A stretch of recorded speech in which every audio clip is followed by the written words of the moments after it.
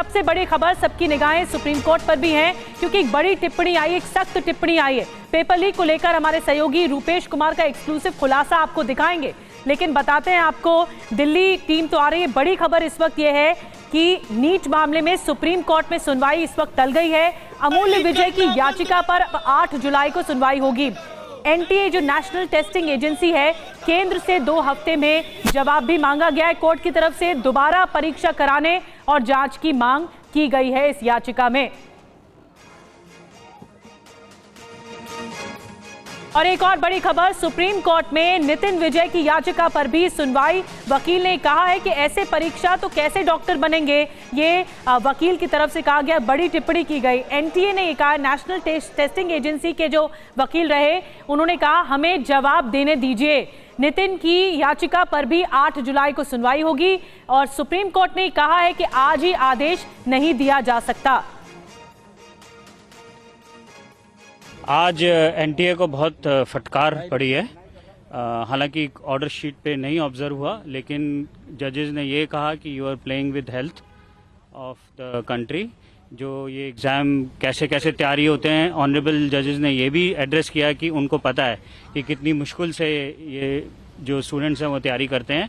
और अगर इसमें आप एडवर्सरी प्रोसीडिंग्स मत समझिए, ये आप अपने क्लाइंट को एडवाइस कीजिए कि अगर इसमें कुछ हो सकता है, फेयर इन्वेस्टिगेशन हो सकती है तो आप कीजिए, आप प्रिपेयर आइए। आप ये मत सोचिए कि आप अपने क्लाइंट को रिप्रेजेंट कर रहे हैं। तो ऑनरेबल कोर्ट्स आज उनको एनटीए को काफ़ी फटकार लगाई है और फिर से जो मेन मैटर है जुलाई 8 के लिए लगा दिया गया है।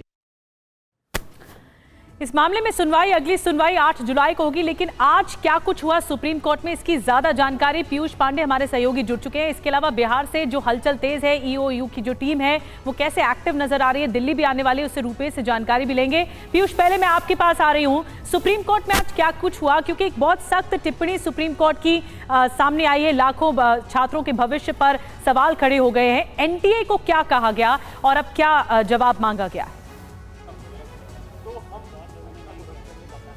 बिल्कुल निधि, देखिए एनटीए को सीधे तौर पर सुप्रीम कोर्ट ने अपना रुख स्पष्ट कर दिया और ये कहा कि अगर 0.001% भी कहीं कोई लापरवाही हुई है तो उसकी निष्पक्ष जांच होनी चाहिए और उसको सुधार किया जाना चाहिए। हम बच्चों की मेहनत को भूल नहीं सकते हैं। हालांकि सुप्रीम कोर्ट ने यह स्पष्ट कर दिया कि वो अभी आदेश इसलिए नहीं जारी कर रहा है कोई, या किसी नतीजे पर नहीं पहुंच रहा है, क्योंकि अवकाशकालीन बेंच इस मामले पर सुनवाई कर रही है। और पहले भी इस मामले पर याचिकाएं दाखिल हुई थी जिनको 8 जुलाई के लिए सुनवाई के लिए लगाया गया। और आज अमूल्य विजय और नितिन विजय की याचिका पर नोटिस जारी करते हुए एनटीए और केंद्र सरकार से 2 सप्ताह में जवाब तलब करते हुए सुप्रीम कोर्ट ने 8 जुलाई के लिए मामला लगा दिया और सभी याचिकाओं के साथ इस मामले को संबद्ध कर दिया है।